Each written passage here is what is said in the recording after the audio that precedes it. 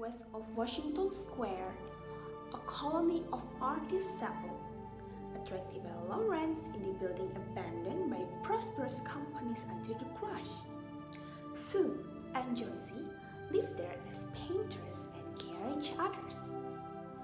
But one day, in November, a cold, unseen stranger, whom the doctor said pneumonia, was caught everybody there tightly. Unfortunately, Jonesy was caught by the stranger. Yes, she got pneumonia.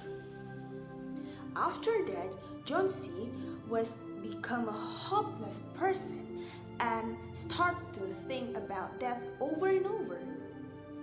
Sue was beside herself with worry, and the only shoulder to cry upon was old Mr. Bergman, a Dutch painter who lived on the ground below them. Bergman was failure in art. He had wielded the brush for 40 years, always able to paint a masterpiece, but had never yet begun it. He drank to excess and regarded himself as a guard dog to protect the two young women above. Oh, good afternoon, Miss Susie. Good afternoon, Mr. Bergman. Any love for your painting today? Nothing today. Here, let me help you with your grocery. Thank you, Mr. Bergman, but I think you've got your hand full enough. I slept all this down to Washington Square for what? Oh, Mr. Bergman, this is so beautiful. Is it new? Yeah. I paid today. I could have sold it too for $20. What? Why didn't you? Oh, no. It's not for a woman like that. It's an art married from Park Avenue. She only wants to buy the painting because it's match the color of her sofa. And yuck. Yes, but $20? $20? You want money? Be a banker. You want misery? Be a painter like me.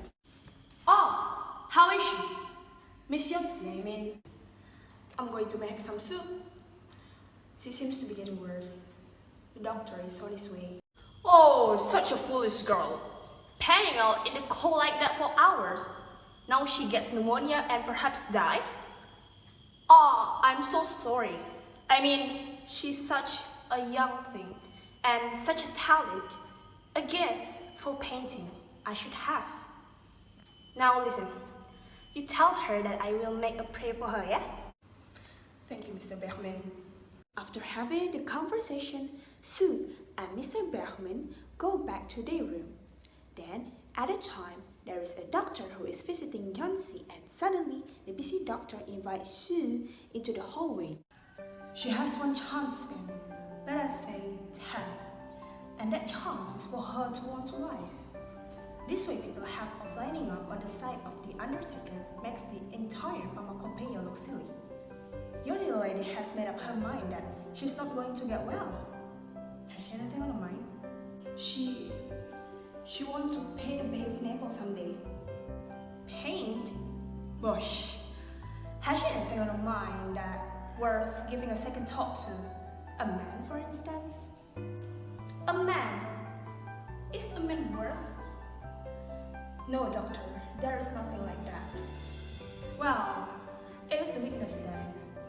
I will do all that science in as far as it is filtered through my efforts can accomplish, but when a patient of mine begins to count the carriages in her venereal procession, I must subtract 50% from the curative power of medicine. If you can get her to ask you just one question about the new winter styles in overcoats, I will promise you a 1 in 5 chance for her instead of 1 in 10.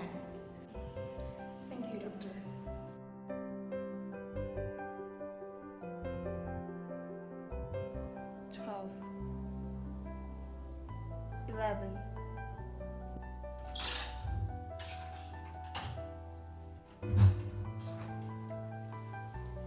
Did I tell you that I saw Mr. Bergman on my way back from the market? He almost sold a painting today. A new one. Oh, you should see it. It's wonderful. Still trying to make this masterpiece? But actually, you shouldn't have to bother. I really don't want any soup. Oh, Jonesy, you have to eat something. You need your energy. I'll just leave it here next to you and try to have a little at least. Then she arranged her board and began a pen and ink drawing to illustrate a magazine story. As Sue was sketching a great pain, she heard a loud sound several times repeat. 9, 8, 7. Sue looked solicitously out of the window. What was there to count? There was only a bare, dirty yard to be seen, and the blank side of the brick house 20 feet away. An old ivy vine, gnarled and decayed at the roots, climbing halfway up the brick wall. The cold breath of autumn had stricken its leaf from the vine until its collected branches clung, almost bare, but to the crumbling bricks.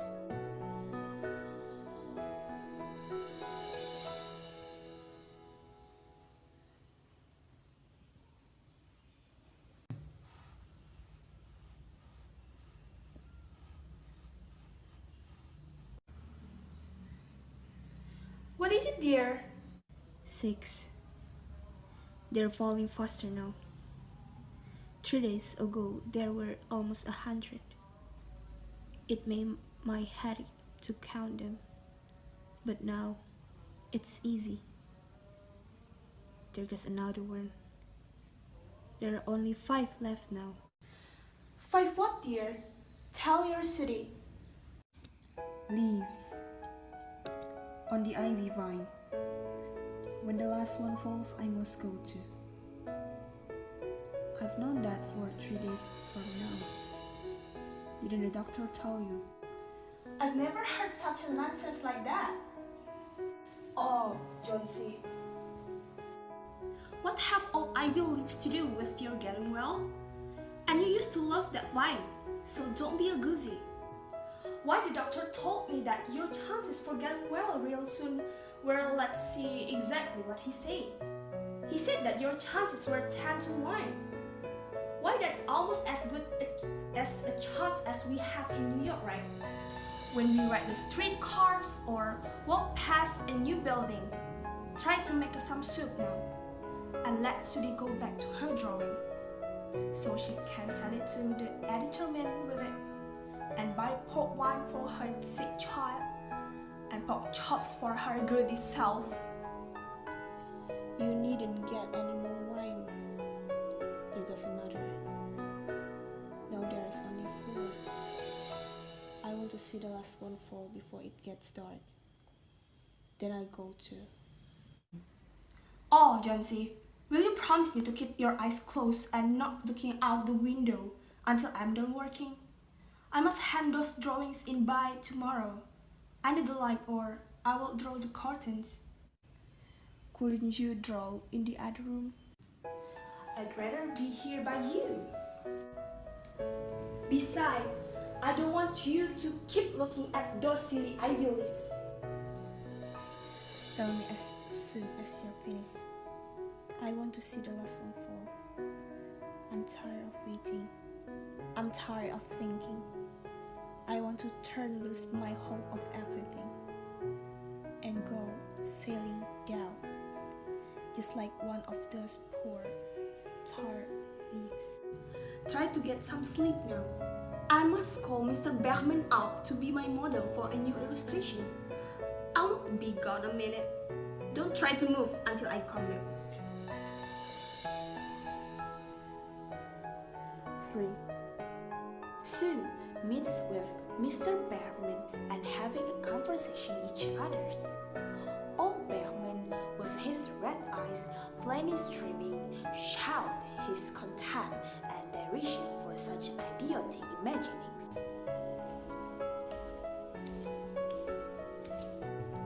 Fuss! Is there people in this world who will die because some leaves drop from a converted vine? I have never heard of such a thing. Why do you let such silly talk enter her pretty little head? Nay, I will not pose for you. She's very ill and weak, and the weather has left her mind morbid and full of strange fancies. Very well, Mr. Bellman. If you don't care to pose for me, you needn't. But I think you are a hard, old freebird gibbeted. Wait, you're just like a woman. I come with you. Johnsy was sleeping when they went upstairs, and suddenly Mr. Bergman said,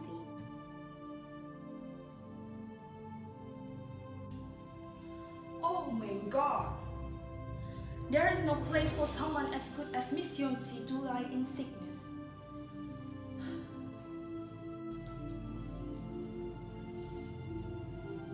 Oh, someday I shall paint a masterpiece and can go after that. Yeah. Mr. Bergman left the room with his own thoughts. After a moment, Johnsy wakes up and she wakes Sue up too, to open the window. Suddenly, she sees the window and there is still the last leaf on the vane. Mom, pull the window open, please. I want to see that. Sue opened the curtains and Johnsy said that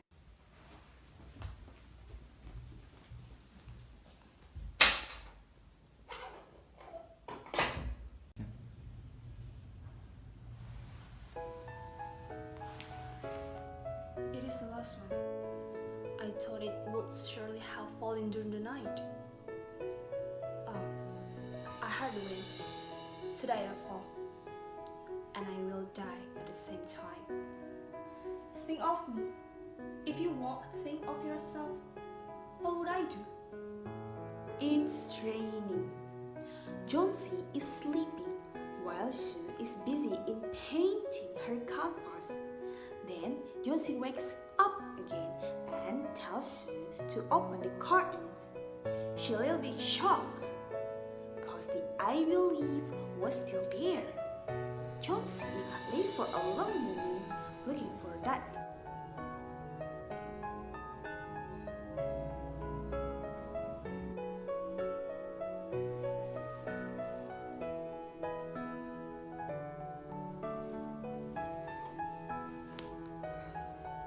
I've been a bad girl, Sudi.